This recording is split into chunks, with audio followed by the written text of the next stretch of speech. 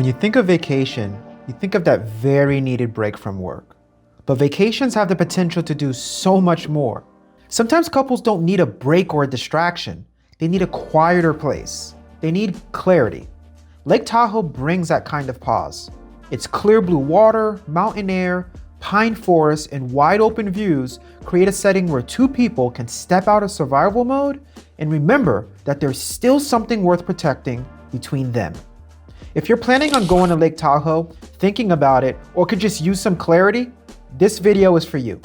I'll share how Lake Tahoe can be a safe place for your marriage, but also give you some exercises you can do to save it. When a couple is struggling, everyday surroundings can keep old patterns alive. The kitchen becomes a place where arguments repeat. The car becomes a place where silence grows. The phone becomes a place where avoidance hides, right? But Lake Tahoe changes the emotional atmosphere. The lake is still, but powerful. The mountains are grand, but spacious. The setting gently asks both people to slow down, breathe, and see the relationship from a wider perspective. My wife and I are both therapists, so we take on all of your stress. Just kidding. We love our jobs and we love our clients even more. But because of the intensity of our work and our conflicting schedules, we need vacations that give both rest and connection. I'm really big on principles, and two that Lake Tahoe preach very well are clarity and trust. Lake Tahoe creates clarity. Lake Tahoe can become a mirror for a couple because it teaches you to reflect. The clear water suggests honesty. The mountains suggest patience because they've endured storms and seasons. The trails require healing through movement because healing doesn't happen all at once. It happens one step at a time. In a place like Lake Tahoe, couples stop reacting and start observing. They can ask, what are we really carrying? Instead of, who's right? They can notice whether their conflict is about the present moment or about the older wounds that haven't healed. The natural beauty doesn't solve the relationship for them, but it gives them enough quiet to hear themselves and each other more clearly. Clarity comes when you remove distractions, and sometimes we learn that our past and triggers are the biggest ones. Lake Tahoe rebuilds trust. Trust isn't rebuilt by one apology or one emotional weekend. Trust is rebuilt through repeated evidence of safety, honesty, follow through, and care. Lake Tahoe gives a couple a living metaphor for that work. Like the lake, trust becomes clearer when there's less disturbance. Lake Tahoe gives calm consistently. Like the shoreline, trust needs boundaries. Lake Tahoe's steady contrast in terrain show its boundaries. Like the mountains, trust requires consistency over time. It's easy to look at a mountain and be overwhelmed by it, but it, just like your trust, will be created over a long period of time. If you want to rebuild trust at Lake Tahoe, don't rely on its serenity to do all the work. A walk by the water can become a conversation about what needs to be released. A quiet sunrise can become a commitment to begin again without rushing. A shared hike can remind them that rebuilding trust requires pacing, teamwork, and the willingness to keep going even when the path is uncomfortable. Remember, rebuilding trust takes consistency. So this isn't a one and done. Whatever you learn there, repeat here.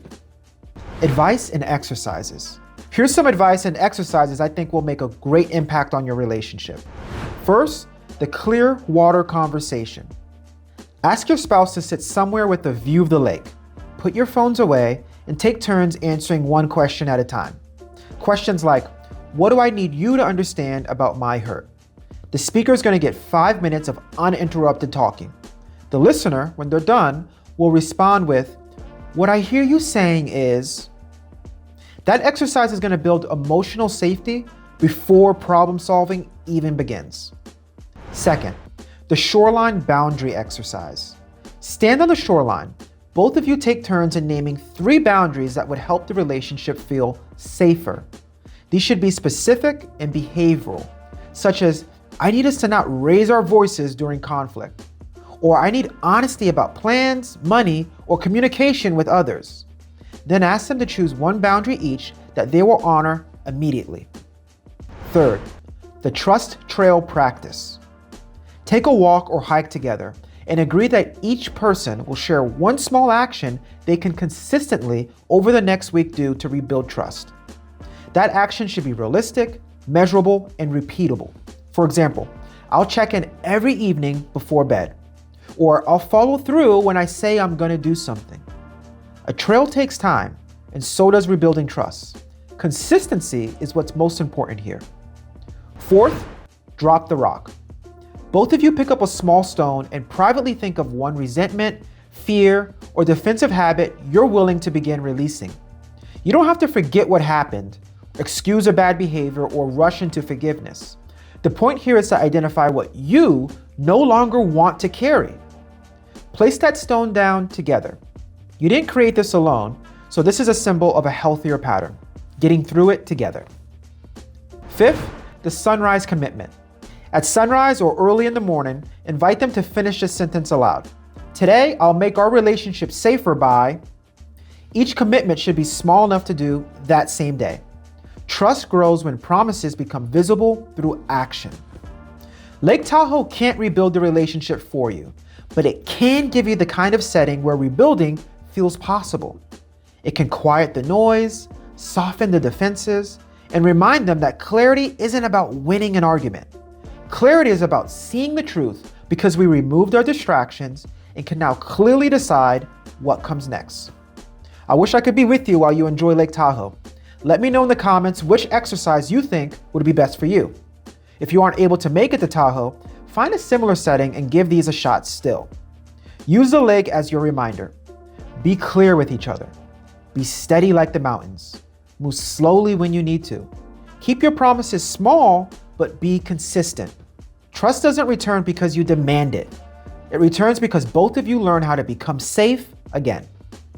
If you appreciate this message or my way of delivering it, do me a favor and give this video a like. And if you want more tools like this, subscribe and I'll keep them coming. If you want to help yourself even more, make sure to check out my ebook, How to Love Her Like Christ Loved the Church. That marriage-saving resource is the first link in the description.